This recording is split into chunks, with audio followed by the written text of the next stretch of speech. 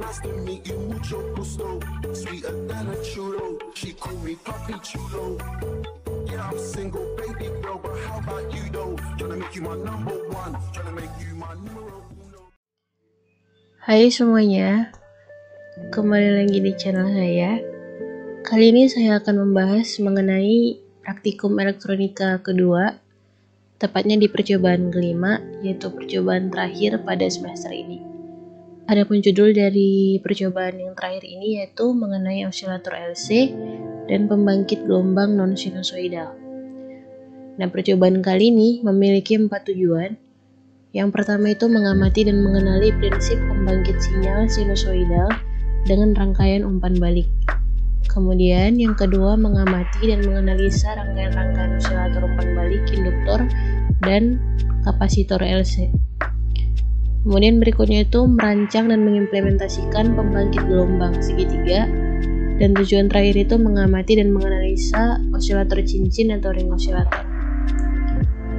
Nah, berikut ada pengetahuan pendukung mengenai praktikum kali ini, yaitu mengenai osilator dengan resonator. Kemudian itu dibagi menjadi osilator penguat, induktor, dan kapasitor. Ini ada beberapa formula. Itu persamaan pertama ini mengenai osilator claps, memberikan frekuensi osilasi. Jadi ini dia untuk mencari frekuensinya. Kemudian di persamaan keduanya ini pada osilator Hadley memberikan frekuensi osilasi. Kemudian di persamaan yang ketiga juga. Nah, ini dia ada gambar 51 yaitu osilator penggeser fasa dengan pembatas amplituda. Jadi gambarnya seperti ini untuk osilator penggeser fasa. Dan pembatasnya itu adalah amplitude. Kemudian ini ada pengetahuan pendukung mengenai prinsip pembangkitan gelombang dan non-sinusoidal. Ini ada prinsip umumnya. Ini ada dijelaskan mengenai prinsip dasar pembangkit gelombang. Nah, ini dia inverting dan non-inverting. Kemudian ini ada untuk rangkaian tundanya seperti apa. Bisa dibaca nanti. Ini ada pengetahuan pendukung mengenai rangkaian pembangkit gelombang non-sinusoidal. Ini dia ada gambar 53 yaitu pembangkit gelombang segitiga. Jadi ini nanti kita akan simulasikan di akhir. Kita akan coba apakah dia benar-benar ada gelombang segitiga atau tidak. Kemudian ini ada persamaan keempat dan persamaan kelima. Dan yang berikutnya adalah mengenai osilator cincin atau ring osilator. Ini dia gambarnya. Nah, ini dia adalah CMOS ya, CMOS. Nah, jadi osilator cincin merupakan penutup dari pengetahuan pendukung untuk modul ini. Kemudian kita akan masuk ke praktikumnya. Jadi alat dan komponen yang digunakan untuk praktikum kali ini cukup menggunakan software multisim yang sudah diinstal sebelumnya, bahkan di praktikum elektronika yang pertama. Dan pastikan berjalan dengan baik agar nanti praktikumnya mendapatkan hasil yang baik juga. Nah, sebelum memasuki praktikum, ada beberapa tugas pendahuluan yang harus dikerjakan. Ini dia. Dan ini harus dikerjakan sebelum praktikum ini agar praktikum berjalan dengan lebih lancar. Kemudian kita masuk ke percobaannya.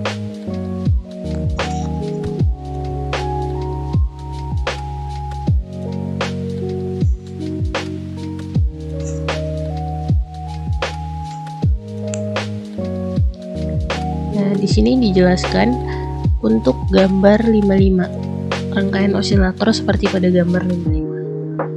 Dan jadi ini gambar osilator Colpitts ya untuk gambar 55 ini. Jadi di sini saya sudah membuat rangkaiannya. Untuk gambar 55 kita samakan.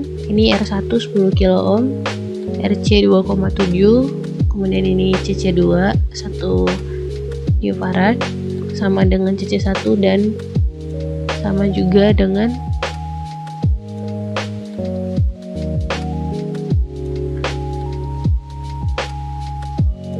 CB. Ini dia. Kemudian untuk kirainya 1 kilo ohm, R2-nya 3,3, RE-nya 100 ohm. Kemudian di sini ada C1 180, C2 220 dan itu saja untuk C-nya. Kemudian di sini ada induktor ya, L1 itu 2,5 mH. Nah, jadi di sini kita disuruh untuk mengamati amplituda dan frekuensi sinyal output osilatornya. Kita bisa lihat langsung di osiloskopnya ya. Ini masih keadaan off. Kita on-kan dulu. Kemudian kita run.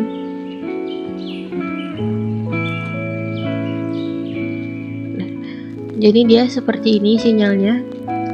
CH2 dan CH1-nya, CH2-nya itu yang warna biru. Sinyalnya sedikit distract, mungkin ada karena di rangkaiannya.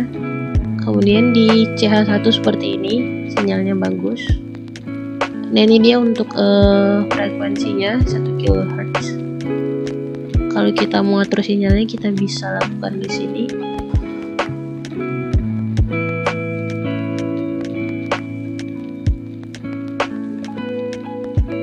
Nah, seperti itu. Jadi ini dia untuk sinyal di percobaan di gambar 55. Kita stop dulu, baru kita bisa masuk ke rangkaian berikutnya. Nah, di langkah berikutnya, lakukan kembali untuk rangkaian osilator clap seperti pada gambar 56 dengan komponen rangkaian umpan balik sedemikian rupa. Kita masuk ke multisim 56. Oke. Sini kita samakan dulu dengan rangkaian 56. Dan di rangkaian 56 ini sudah tepat ya, 10 kilo ohm, 2,7, CC2 nya 1 newfarad, CC1 nya sama juga dengan CB nya. Kemudian ada induktor juga, di samping induktor ada kapasitor lagi dengan nilai sebesar 330 newfarad. Jadi untuk gambar 56 ini kita disuruh untuk mengamati dan melihat amplitudanya juga. Kita langsung double klik di osiloskop, kita nyalakan dulu, kemudian kita run.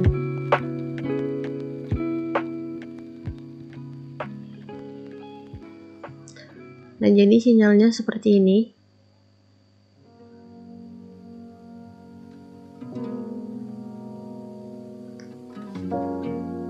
Ini dia. Kalau kita lihat pada CH2 yang berwarna biru ini, sinyalnya juga sedikit distract seperti sinyal yang pertama tadi, seperti gambar 55. Namun di sinyal satunya dia lebih bagus ya. Jadi seperti ini dia untuk sinyal di gambar 56. Kemudian kita masuk ke berikutnya di gambar 57.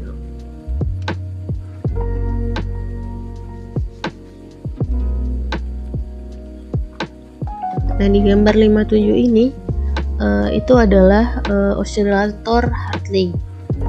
Nah, kalau kita samakan, ini R1 nya 10 kilo ohm, CC1 sama dengan CC2 dan CB masih sama nilainya 1. Kemudian ada dua induktor di sini, yaitu bernilai 2,2 dan 27. Kemudian ada ini lagi kapasitor. Nah, yang ditanya sama adalah frekuensinya. Jadi kita double klik di osiloskop, kemudian kita run. Nah, jadi sinyalnya seperti ini ya. Apalagi kalau kita lihat di channel 2, sinyalnya unik seperti ini. Kalau kita lihat channel 2 itu ke sini.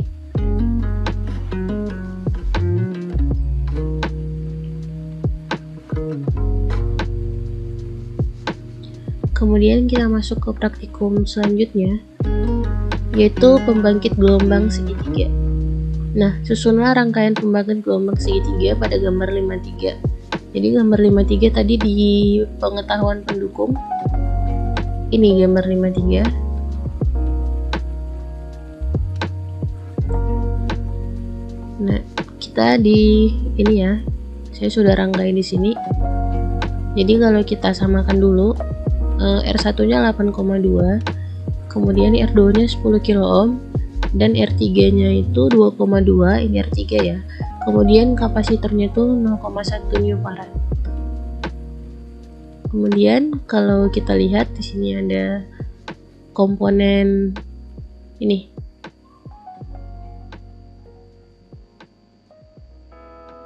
analog ya, atau op-amp juga bisa. Dan kalau kita lihat di sini, gunakan kanal 1 osiloskop dan mode waktu untuk mengamati keluaran integrator pada pembangkit sinyal yang telah disusun. Kemudian untuk kita amati bentuk sinyalnya, amplitude dan frekuensinya. Kemudian kita lihat juga pada saat yang sama untuk komparator pada kanal 2. Kita coba di sini, kita coba run.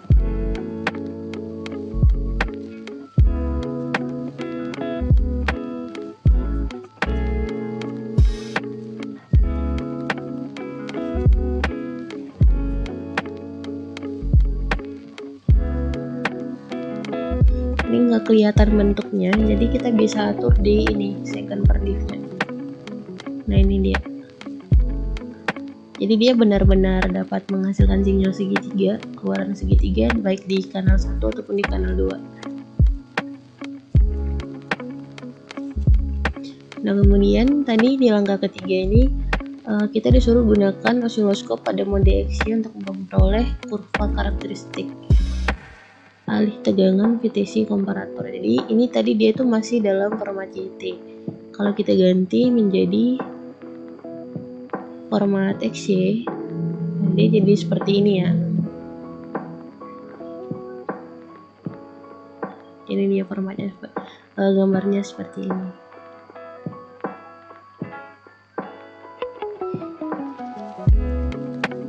Kalau kita ganti lagi menjadi YT, jadi seperti ini lagi. Dia kembali ke segitiga.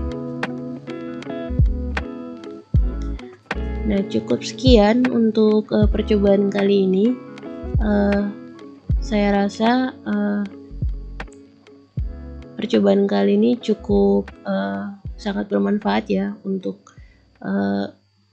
di perkuliahan berikutnya, dan sangat-sangat bisa untuk kita pelajari dari berdasarkan yang ada di teori ataupun yang dari buku-buku mengenai mata kuliah elektronika.